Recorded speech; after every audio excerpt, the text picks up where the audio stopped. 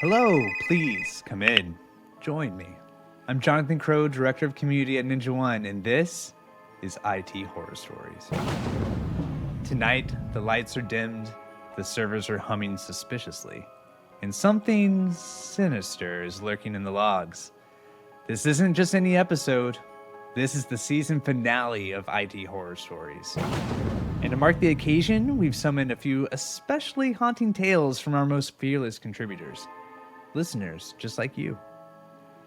We called upon a handful of courageous IT pros and sysadmins to relive their most harrowing tech terrors. Stories of outages, breaches, and configurations gone horribly wrong. But it's not all doom and gloom. In the aftermath of disaster, there's always a glimmer of hope. Today we sit down with three IT leaders. Kallum Kyle, Senior Sysadmin at Storable. Josh Adcock, Director of Client Services at The Tech Doctor. And Adam Walter, founder of Humanize IT. Before we get into our stories, I have three questions for you, dear listener. What's scarier? Having to deal with end-user problems? Or having to rely on end-user help as your only solution? Having vulnerable software on your network? Or grinding down business-critical operations without it? Losing your job because you automated your way out of it? Or staying stuck in that job forever? So, grab your flashlight, keep an eye on the firewalls, and whatever you do, don't ignore that blinking red light. For our first story, everyone, I've got Kallum Kyle, Senior Systems Administrator at Storable. When admins overlord? Moderator, not quite an overlord. My name is still yellow. It's not red for the admins yet. Not yet. Not yet. Working on And Microsoft MVP across several categories. You say several, I say two. I am a Microsoft MVP in Intune and recently awarded PowerShell earlier this month. Congratulations for that. Thank you. Kallum, I really appreciate you coming on to relive your horror story. And I understand that turnabout is fair play here because you recently did this to other people. So now I get to do this to you. Yes. At the Midwest Management Conference, or MMS as a lot of people know it, that was in May of 2025. I hosted a session. I won't say I presented a session because it was a lot of audience participation on IT horror stories, where we invited every single person in the audience to get up and tell their tale, and had an absolutely amazing time with it. And being able to share stories about the worst things that have happened to us professionally it's extremely helpful for both feeling like, hey, I didn't take down the government of Ottawa. That's fine. My mistake's not that bad. And being able to meet people who have been in the trenches with you and make those connections and network in the way that is fun and not in the way that Cisco does it. So it's great fun. You know, I think of the phrase there's always a bigger oops. You know? Mm-hmm. Someone has always done something worse. I think that's great. I think it's also super cool that you put that together and you gave people an opportunity to get up on stage and practice feeling comfortable with doing that and public speaking, and talking about something scary for most, I think, normal people. That's a scary thing to do. So the fact that you're able to do that and get them to talk about these horror stories, but help them overcome that fear, get used to that and give them practice, it's just really cool. Thank you. And so good for you for doing that. Now let's turn the tables on you. Okay. Tell us about your horror story. I understand. We talked about this a little bit. Of course, you don't just have one; you have many.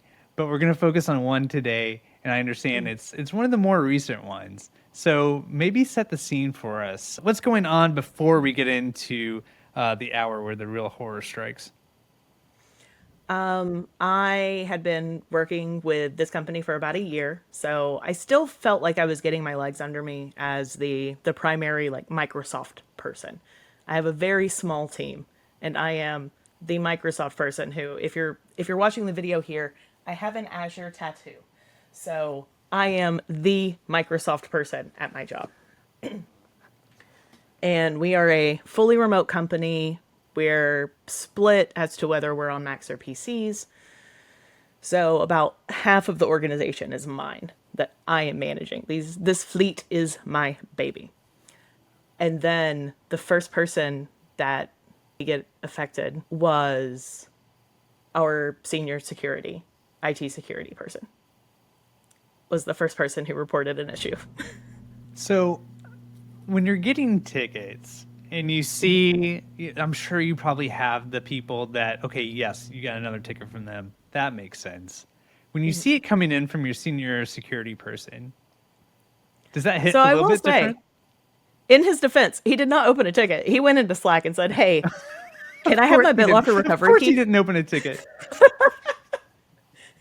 So he asked for his BitLocker recovery key. And we're like, "Okay, sure, Bob."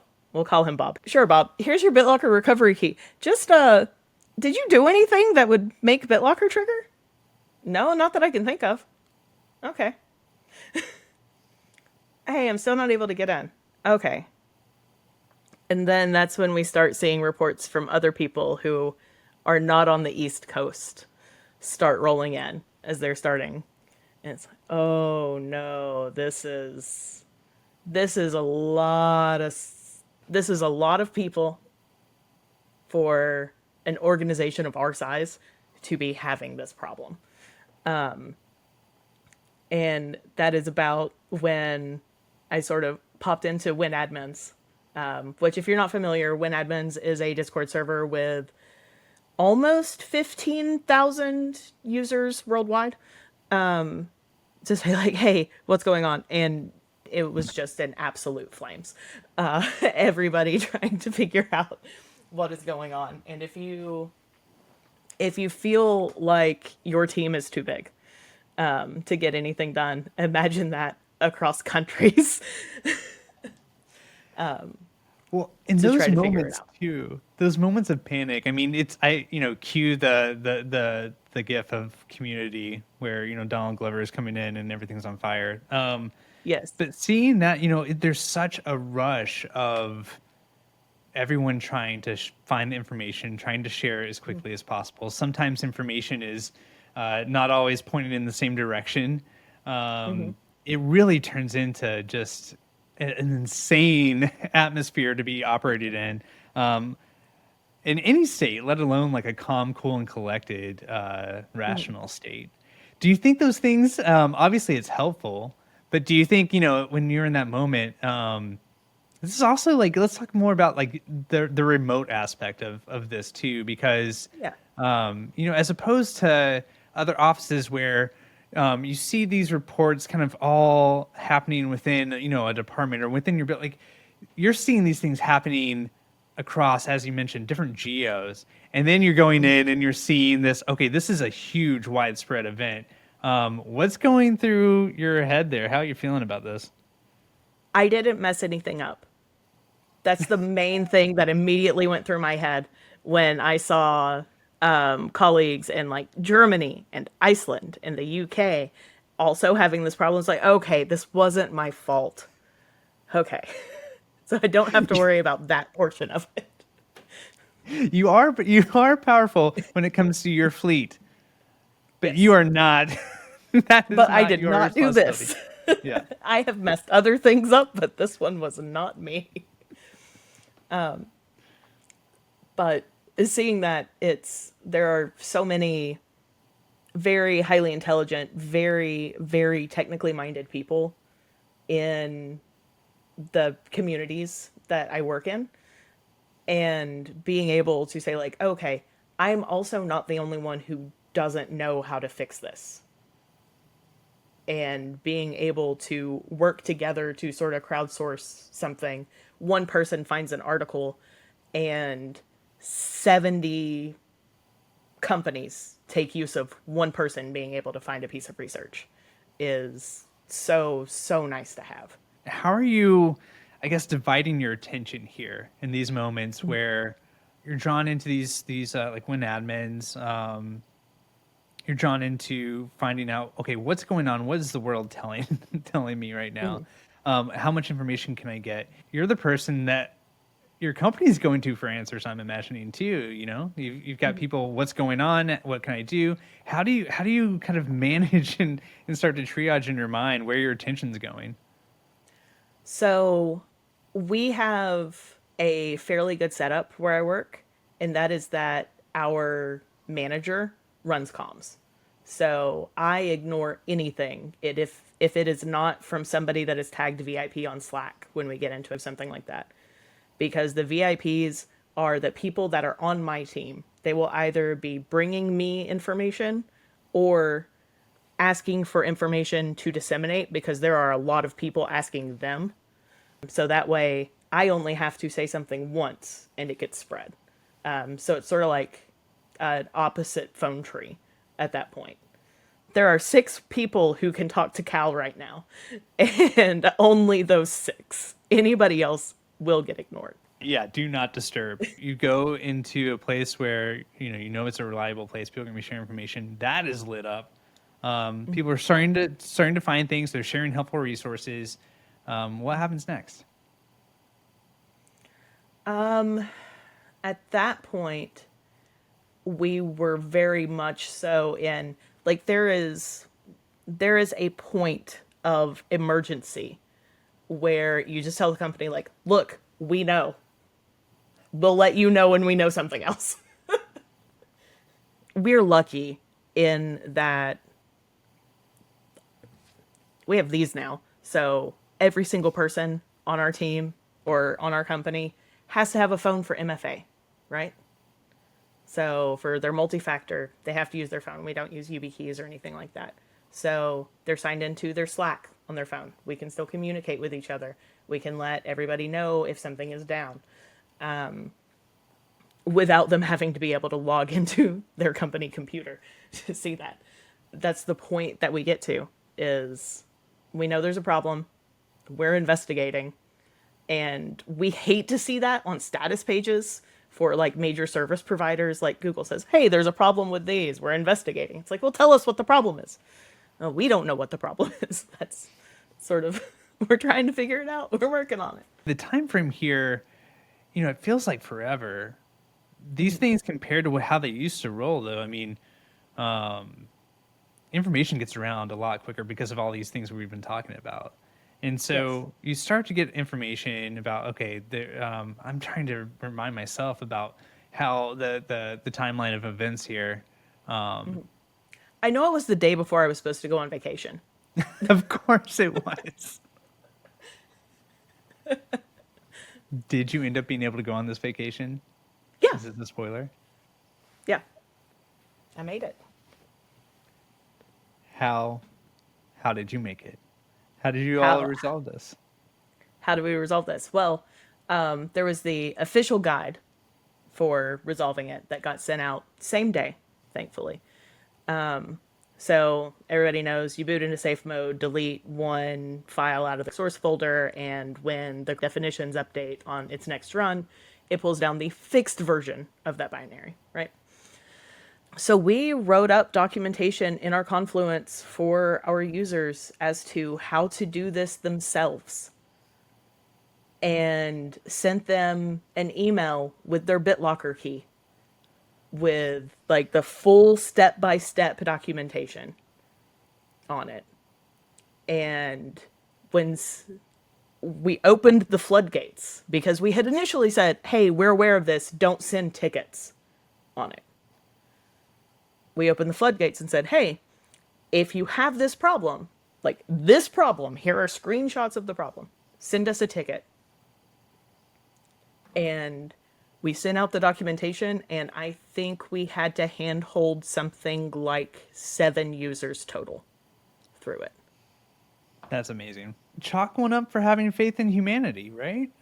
Well, Kallum, thank you so much for taking time to share how your company navigated that horror story that impacted so many people. Very cool approach, and just want to say thanks again for doing everything you do, not just here, sharing your story, being such a great community advocate and person who is really helping encourage everyone to be sharing their information. Everyone who's listening, you can find Kallum and Win Admins. Kallum, thanks so much for joining us. Really appreciate it. Thanks for having me. Happy to be here. We're back with our second story, and this time we have guest Josh Adcock, Director of Client Services at The Tech Doctor.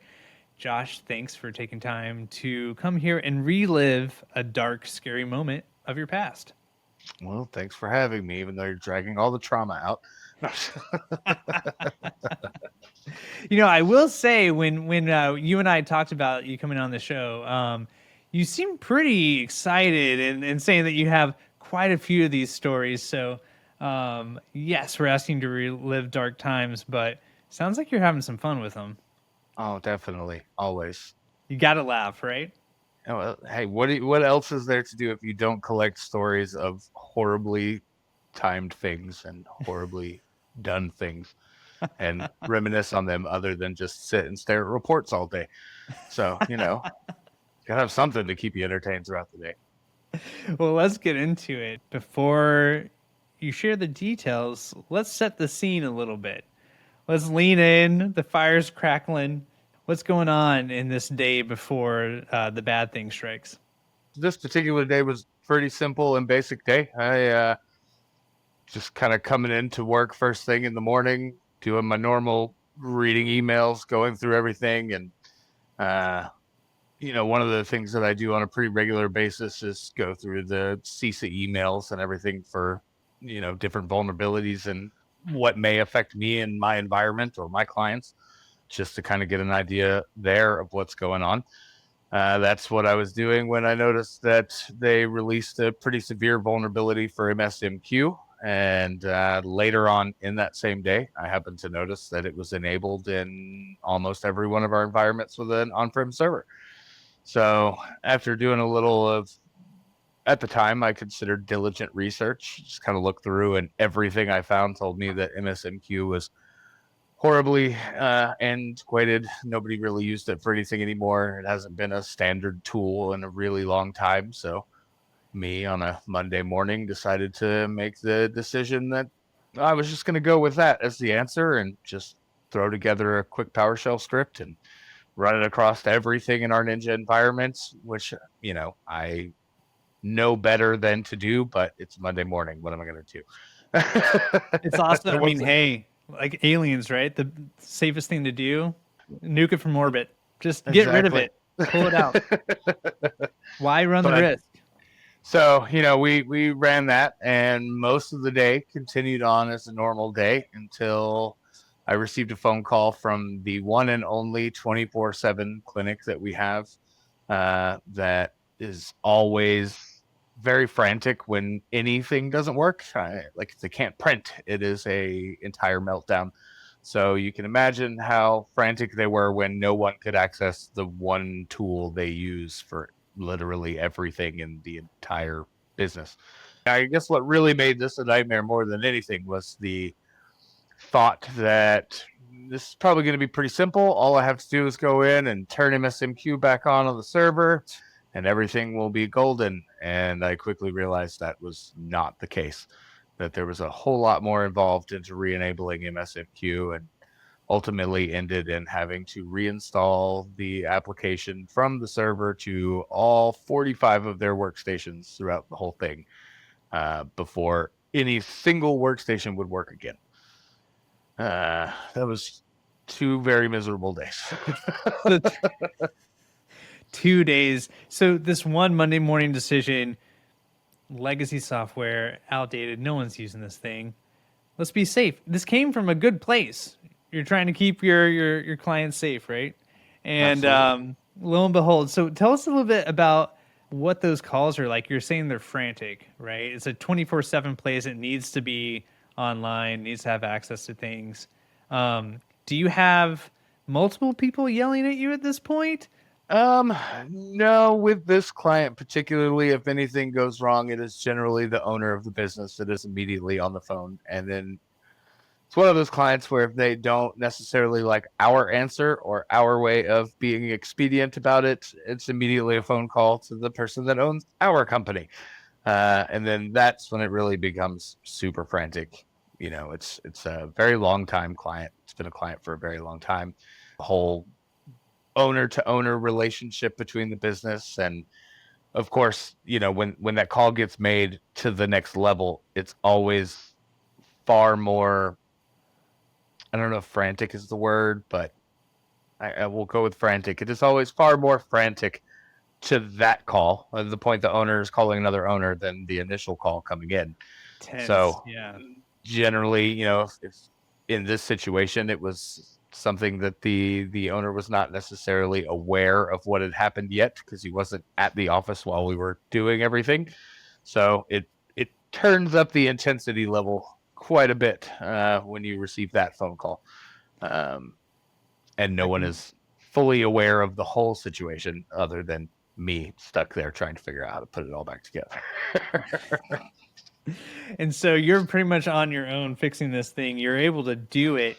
What changes after that? I mean, aside from you're gonna make extra sure, but yeah, do you have new policy now? Is that just a painful lesson learned? Is there anything else that changed after that? Yeah, that definitely generated some new guardrails, so to speak, being put together. We also, generally, anytime we have any sort of major incident or big thing that occurs like that affects everybody and gets the higher levels involved at that level, we generally tend to sit down with the client afterwards and have kind of a debrief, and give a couple days for tempers and emotions and everything to just kind of go away and fade into the background, so we can sit down and game plan in the future what is to occur. It's funny because that one particular clinic tends to be a great source of horror stories, purely just because it is 24/7, and it's Right. they have one server on location, so you're supposed to reboot that server relatively frequently, but you can't really reboot the server because their whole operation is running on the server. And we've had some instances, you try to reboot it thinking it's going to be a normal 15-20 minute thing, and 5 hours later the server's still not coming back on and just stuck configuring an update. Lots of stories have come from there, but it's also been something that has been very helpful for us overall to go through those trials and tribulations, because they give us a guiding path for the future, and also kind of inspire you not to take that moment when you say to yourself, I know better than to do this, but it's going to be fine because I've bent this rule 150 times, and the one time you don't makes all the other 150 not worth it. Yeah. Never let a good crisis go to waste. It sounds like you're taking a positive spin on it, and you're doing making a constructive path forward from it. Now, I have one question for you, Josh, and that is, after you're able to get things restored, we're still dealing with this vulnerability. I'm just waiting for the sequel to drop. Was there another horror story? I mean, you can imagine that would be the icing on the cake, right? I mean, ultimately, there's not much. I mean, the piece of software is kind of required because of some of those situations where, like, you may know what the correct move is, and it may be replacing something that someone is super used to, but at the end of the day, that's not the decision I get to make. So, you just kind of have to monitor and do what you can to try to make sure that that vulnerability isn't being exploited. Right. Firewall rules in place, and just kind of keeping an eye on everything, and paying a little extra attention to that particular environment. But yeah, in that particular situation, at least there really wasn't a whole lot we could do aside from just get it back to functioning and kind of go from there. It's not unusual for folks to have more than one story, and you obviously are no exception. But it sounds like from this story too, it's really more about how you're able to respond to them. You're not going to prevent them altogether. There's going to be another one. It's going to be a surprise whenever it happens. Oh, for sure. There's two things that you can almost guarantee in IT that I've learned. and that's every day is going to be a Monday, and horror stories are going to happen, especially in the MSP world, because I mean that's essentially what we do. We get paid to deal with horror stories, and that's honestly what makes me love what I do, because it is something different every day. Ironically, it sounds like the mundane, the lack of these quote unquote horror stories is the real scary thing. In a way, yeah, absolutely. There's nothing worse than coming in for a whole. Well, I say nothing worse. Sometimes it feels like there's nothing worse than coming into like a whole 8 to 10 hour shift and not one ticket comes in. The phone doesn't ring one time. You just kind of sit here trying to remember all those things that you've been trying to do because you've been so busy Yep. and could never get around to doing. Well, Josh, thank you for coming in and for reliving that tale. Really appreciate you, and we'll talk with you again soon. Absolutely appreciate it. Thanks for having me. Moving on to our next IT horror story, we have Adam Walter, co-founder of Humanize IT, also a frequent guest and DM on our own show, Backups and Bandwidth. Adam, thank you for being brave and coming here to share one of your many, many, many IT horror stories. Find me at any conference event and ask me for a horror story. I'll give you a new one every time. I do have my lucky dice here, so maybe I'll have people, roll for a story. I like that. I'll have an encounter sheet maybe and tell people like, what kind of story do you want today? Give us a little context about your background, because it's interesting. You have your horror stories that you can share that show that you have the legit signs of a sysadmin, but you've also sat in a few different roles in IT. And what I think is interesting, you've had leadership roles, and now you're working with MSPs, but you've been on the internal side too. Tell us a little bit about your background. Yeah, Bachelor of Science, Computer Science. I went to college on an art scholarship, actually, and a athletic scholarship. So finding a nerd in computer science that did all three of those, I'd love to meet one other person. Though I worked for the State Patrol as a desktop support technician. I was the only one for the entire state of Nebraska, so I had to cover all 500 miles by myself. We had a small team of, like server admins and things like that back then. These are NT4 days, people. Corel Word Perfect.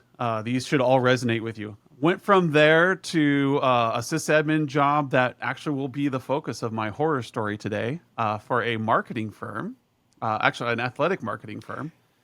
And the next job after that, I worked myself out of a job there, actually, which will be the result of a fun little hook there for the story.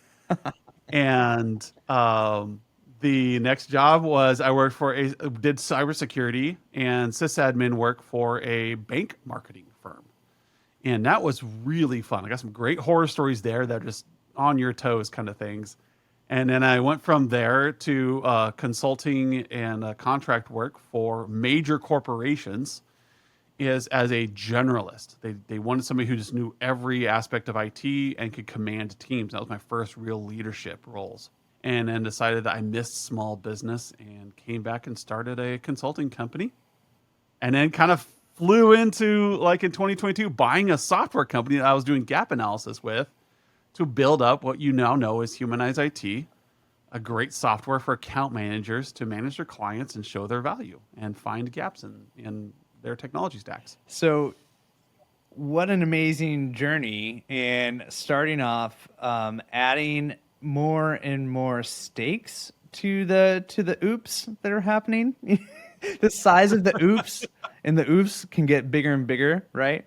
You're finding what it looks like to do things right and wrong at these other levels. They're getting bigger and bigger. And then finally you come back to working with, computers, technical stuff isn't hard enough. You're going to start managing, dealing with people and providing leadership challenges, addressing those. And then really to cap it off, now you're working with MSPs. The horror. Different breed, just a different group of people. I love me some MSPs. Let's go back to your horror story now that you want to share with us. This one in particular was at the athletic. Oh, at the athletic marketing firm. Yeah, they did athletic materials for certifications, and they were more of an education / marketing, kind of helping people do strength training. What was the role like? I mean, were you the only IT person? Were there others involved? Set the scene here. It's 2007, people. If you've got more than one sysadmin, you must be, just Huge. rolling in employees. Yeah. Finding one sysadmin back then was really hard. A lot of wannabes, a lot of people who just didn't understand. And so I came into a role where I was replacing a sysadmin who was moving back. So this happened a lot back then, is that, your sysadmin left and you couldn't find anybody to replace them. So you double their salary and try to make them come back. And that happened here. That's how this story starts. Adam Walter, first job outside of government. I had been moonlighting kind of as a small consultant for a while. Could not make the IT consultancy work full time. I couldn't, I did the math and it just didn't work. And I realized that a lot of you did the same thing where you knew it wouldn't work, but you did it anyways. And you just didn't sleep for 3 years. Yep. And so here we have, fresh off that, you're going into this job. You're young. You got to bounce in your step. So how long had you been at this job before this horror story takes place? I want to say it takes about a month into the job. Okay. Somewhere within that first month, I discovered this. I was let go from that job within 8 months of being hired. What we're about to hear here lays the foundation for how I worked myself out of a job. Let's hear it. And so, I come right in. I have worked with some really great. So the people I worked under at the State Patrol were really great server and network admins that I've been learning from. Very, very talented people. And you just assume that all environments are like yours. So I walk into this next environment and I'm like, I'm a little intimidated, right? Because now I'm just the only guy with a couple developers, a SQL admin, a PHP developer, and me. And so I'm like, okay, there's nothing to fall back on here. And it's not like today where you can go out anywhere and ask questions. You can go to Google and answer, but still kind of Experts Exchange is about it. Yeah, Jeeves, that's about it. Yeah. Lycos. But when you start my job and I start getting my first tickets. And one of the first tickets was, hey, we've had this issue been going on for a couple months now. And I just wanted to see, they email us and then they get a rejection notice after about 3 days. Hey, your email was not allowed. And this is when smart filters just became into play. I think we were using Proofpoint, early Proofpoint. This time the previous sysadmin had configured it and put it in place. Really cool, because now instead of having an on-prem email filter, you had a cloud-based. Cloud wasn't a thing back then. It was just a smart filter at Proofpoint that all your email would route through and then come down to you. And I loved it. It was a really cool concept. I'd never used one like that before. And so I'm chasing this ticket, trying to figure out what's going on. We must have some filters in there. By the way, we had a couple emails that were being blocked, and I found out why, due to foul language. And because it was a strength and conditioning firm, the word snatch kept getting blocked. Hang snatch. And so I was like, oh, cool, this must fix the issue. So I fixed the issue. And Give yourself a pat on the back. get a pat back. Sure, those emails start coming through. And they're still getting rejection notices after about 3 days. And I'm like, gosh, what is this? Or maybe it was 4 hours. Some standard window of rejection. Right. And they sent me the things we'll try again in 4 hours, or we'll try again in 12 hours. And it kept doing that. And finally it says failed delivery. And so I'm like, okay, something is blocking. So I'm looking through my filters again, trying to figure out what's going on. And I'm getting on with Proofpoint. I'm asking them all sorts of questions. And I start finding in logs that Proofpoint is the one that is receiving the email, then rejecting it. It's not going anywhere. I'm like, okay, what's the deal here? It's being held up and never delivered. And so I'm like, okay, we're getting closer here. And Proofpoint can't communicate with my Exchange server. And I'm like, okay, something's wrong with my Exchange. So I'm going through my Exchange, figuring it out, troubleshooting, and my Exchange server never sees the connection request. This is what I figured out. I'm like, God, what is this? it's got to be a firewall issue. So I go to the firewall, right? And I look for my proof point, my firewall rules. Right. And sure enough, there are proof point allow rule in there. And I go and I check it out. And then I look at the proof point, allowed IPs that are registered at proof point. And I look at the ones that are on the firewall. They're the same IP ranges are allowing through, but I'm seeing rejection notices on the firewall. The previous sysadmin put in the IP addresses 172.84.0.0 through 172.16.0.0.16. So you allowed the 16 address. Right. So he allowed the 16 IPs. Sure. He did not know how to read CIDR notation. It was supposed to be a /16. He put a rule for 16 IP addresses in rather than a /16. So 90% of emails were getting rejected. 90%. If they came from any IP other than 0 through 16 was getting rejected because our firewall said these are not allowed. And it took me a second because that 16, 0 through 16, not /16, 0 through 16 was the rule that was created. Yep. It took me a second to kind of correlate. So the next rule down was a 0 through 24. The next one down was like a 0 through 16. I'm like, why did he choose those ranges? And I realized he did not know how to read CIDR. Had no idea what CIDR notation was. And so I'm like, oh crap, where else is this happening? And so part of my job every day was to go in and troubleshoot email rejections and troubleshoot backup issues and make sure the backups had been going. Oh no. Because they had a backup network that was on its own subnet that not on a subnet, it was on its own VLAN to avoid collisions and void noise. And so I'm like, if he didn't know CIDR notation for proof point, where else is this causing problems on the network? And that's when Adam realized he wasn't going home anytime soon. Went to the backup network, found out, done the same thing there, except for he did not only not know what CIDR notation was, he did not know the difference between a VLAN and a subnet. So everything on this network is on a flat network. I mean, it's on one little like 3-com switch in the back. And he had just created different scopes on the same VLAN, and there are collisions happening left and right all night long. Like these backups are these are disk-based backups, so this little switch is barely keeping up in the first place, and it all happens to be on the same one, and it's just dying every night. We're getting corrupted backups, so I fixed that. Get another switch, put them on their own switch, put them on their own VLAN, fix this IP scoping, and all of a sudden backups are going smoothly. I no longer have to do backups every morning. Emails are going slowly. And then my final thing as a sysadmin was to verify that the database upload to the website was happening. It took about 45 minutes to upload this database of activity to the website. And then if there was ever an error during upload, I had to figure out what the error was, work with the SQL administrator, and get it submitted.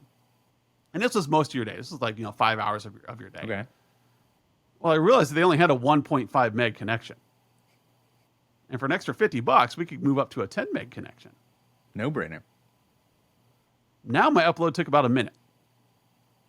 And so we were able to troubleshoot and get the SQL upload every day in about 5 minutes to 10 minutes after like figuring the errors out.